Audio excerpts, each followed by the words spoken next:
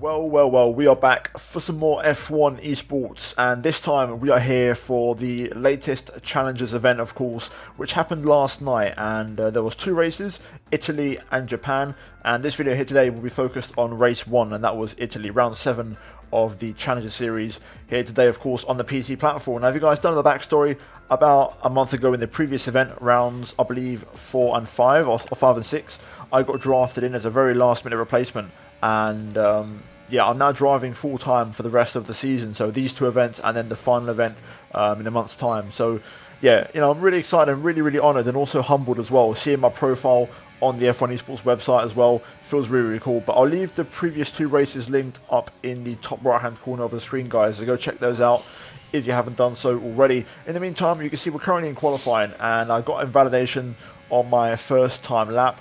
Now, in terms of the format, as you guys know, it's 25% races for the Esports Challengers, and it's going to be a short qualifying for this one and a one-shot qualifying for the next race in Japan. So here we are then. This was my best lap of qualifying. So let's go for a lap of Monza, and we're going to see how it went. So down towards turn 1, you want to try and brake just after the 100-meter board. Literally just after, about 90 to 95 meters, down a second gear. Important to take a lot of inside curb, which I did not do at the first apex. I ran in a bit too hot on the brakes, didn't really get the car slowed down enough, and didn't take enough inside curb. And to be fair, I left about 2/10 minimum on the table here in this first sector. We did a 26.0 when, I can quite comfortably do a mid-7 in time trials, and that's 2.5 tenths, maybe even 3 tenths actually, off my own pace. Heading into the Lesmos though, you can see through here, just trying to avoid a bit of traffic, trying to keep that minimum speed up through the corners, of course, and running a low drag setup is quite hard to get the corners right through here, so you need to make sure you nail every single one of them. We then go to the back straight, head down towards Ascari. You want to brake just before the curb appears on the right hand side, 5th gear, tip the nose in, and then try and go flat out all the way through and carrying that momentum on the exit.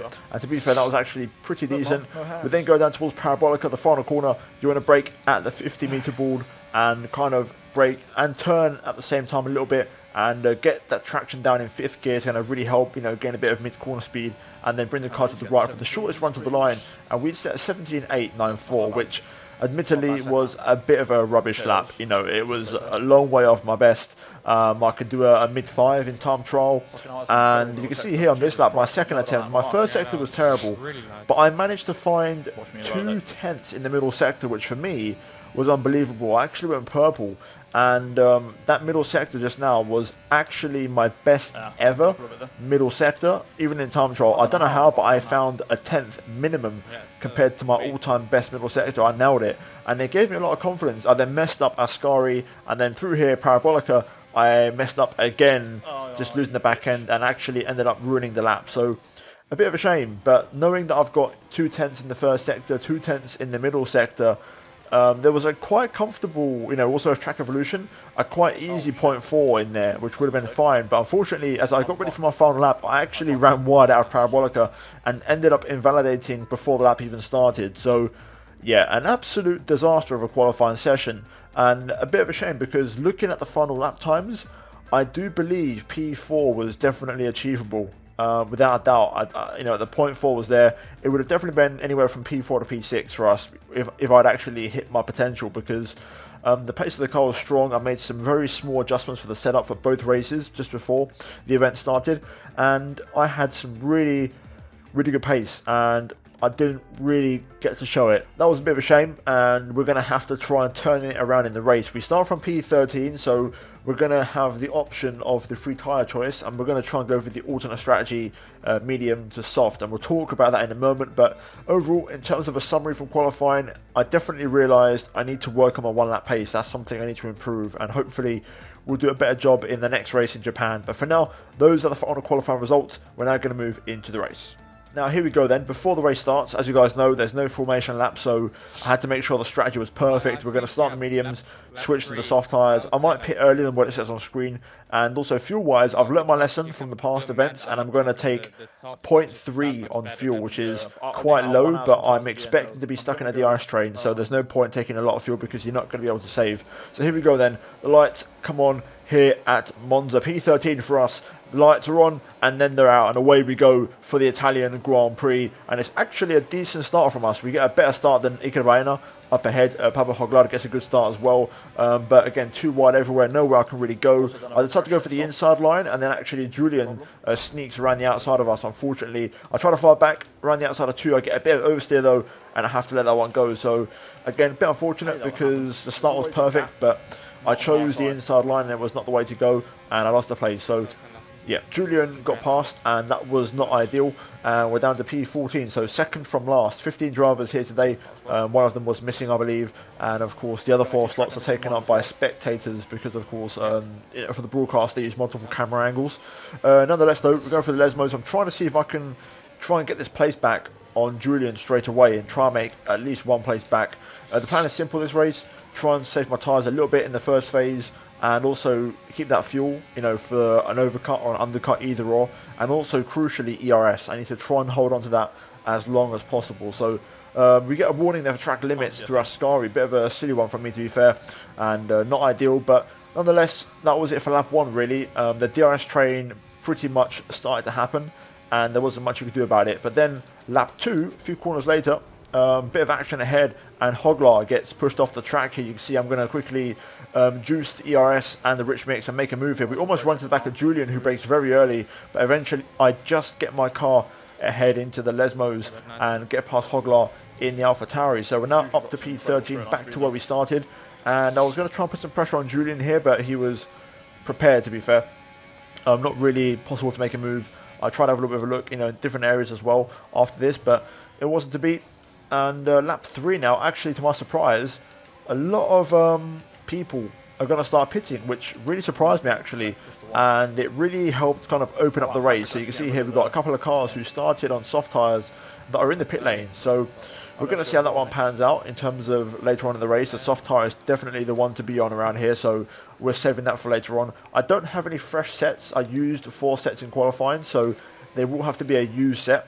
End of lap 4, though, you can see here we've got Julian just pulling away a little bit. He's got Baena up ahead, and he's now got a 3-second time penalty, and we're going to stay out for 1 more lap. Had I had a fresh set of softs, I would have pit right now. This would have been the lap that I would have pit, but I didn't. So I had to do and squeeze out 1 more lap and wait 1 more lap, basically, before I could go for the soft tyres. So you can see we had a few more cars in the pit lane there, and we're now P9. Julian trying to get past Baena here. I believe they're all going to pit as well, so it's pretty much an in lap for all of us. And you'll see here now at the end of lap 5 on the back straight, Julian makes the move, and Baena does not put up much of a fight, to be fair. So yeah, there you go, job done for him. We're currently on a personal best, 2.5 tenths up, pushing hard on this one to try and make sure the in lap is strong and we don't lose out to those guys who pit over the last 2 laps before. And we're going to pit for the soft tyre because that's going to give us, of course, the advantage, and that's what I'm using and hoping to try and get me some points here today. So we're currently P9, Baena and Julian ahead, and they're both going to pit. No, just Julian pits. And we actually, to be fair, we have a great pit entry, really, really good. We cut the gap massively to the car ahead, and we're going to get the throw pit box, of course, first off. So we might actually benefit here. So I think Hoglar is going to pit as well. I might be wrong. No, it's actually, I think that was one of the racing points. That was Jake. So yeah, there's Julian. I thought I had him, but then right here, the game screwed me over. We all know about pit stops in online races in F1 2020. But yeah, I thought I had Julian there. Normally 9 times out of 10, Williams don't release him because obviously I'm right there. But he manages to stay ahead of us, which is a real shame. And we're going to rejoin ahead of Patrick Sipos, who was battling for the race lead, I believe, or in the top 3. So he's lost out quite a lot. And we're now P12 in this race. Jake now has a 3-second time penalty behind us.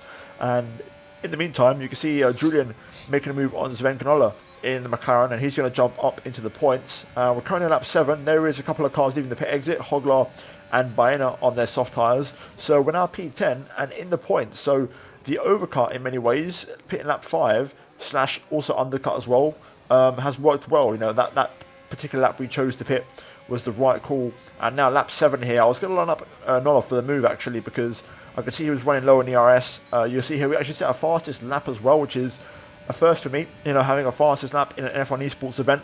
I tried to have a look here, but I didn't want to drain my entire battery. I could see Sven was quite willing to use all of his ERS to stay ahead for now. So I thought, okay, you know what, I'm going to wait a little bit and be a bit more patient. You can see now his light was actually flashing. He makes a bit of an error as well, heading into Parabolica. So now this time, I know I've got the advantage. You can see his lights flashing. He's got less than 10% ERS remaining, so he's going to be a sitting duck. So we're going to go ahead and drain the ERS. To be fair, his straight line speed was actually really good here. I didn't want to use too much of the battery. I tried to have a look down the inside. I actually, by doing this, forced the error from him. He runs a bit deep, and we get a really nice exit, of course, on these soft tyres, and we're going to make a nice easy move here. He tries to use the last bit of his ERS, but you'll see now his light starts to flash again, so now is when I'm going to use mine to kind of counteract that. But I'm not going to drain it completely because I know I've got the move, I've got the line into the chicane, so there's no point overusing the ERS. I may as well save the little bit that I have left, you know, to try and chase the cars ahead. So we're now P9, we've got Julian who's chasing down Norbert Jakob, and then after that there's a bit of a gap actually to the lead cars in the DRS train. So lap 10, you'll see on this lap now, I believe Julian is going to make the move on Norbert Jakob along this straight here, the Kurbagalande turn 3 into the Variante of turn 4 and 5 up ahead.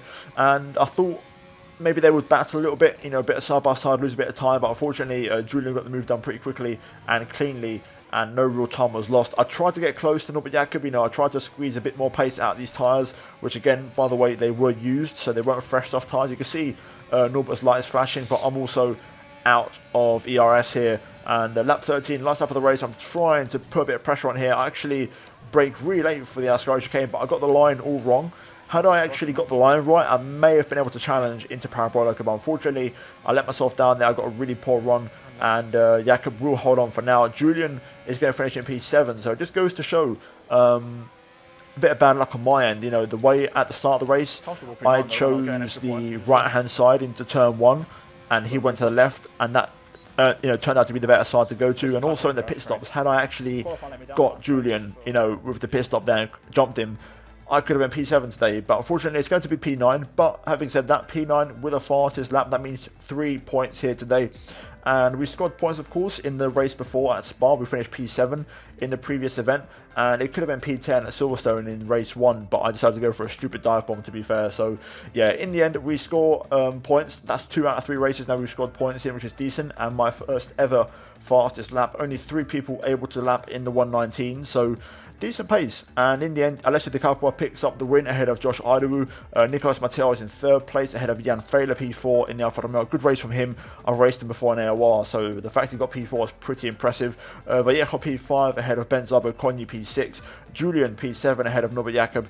I finish in P9, and Pablo Hoglar rounds out the top 10 with Knoller, Patrick, Jake and Byron missing out the points, and quite a few penalties further down. So there you go, there's your lot for this race, round 7 of the F1 Esports Challenger Series. The next one will be round 8 at Japan, one-shot quali followed by a 25% race. So tune in next time, guys, for the next video. Hopefully you'll enjoy it. As always though, if you enjoyed this video, leave a like, subscribe for more daily F1 content, and as always, thank you to the members of the channel for supporting. I really appreciate it, guys, and the support has been pretty insane lately. Also, finally, if you haven't done so already, check out the 2 videos on screen, as you might enjoy them, and I'll see you guys next time for some more F1 Esports content. Until then, take care, and it's goodbye from me.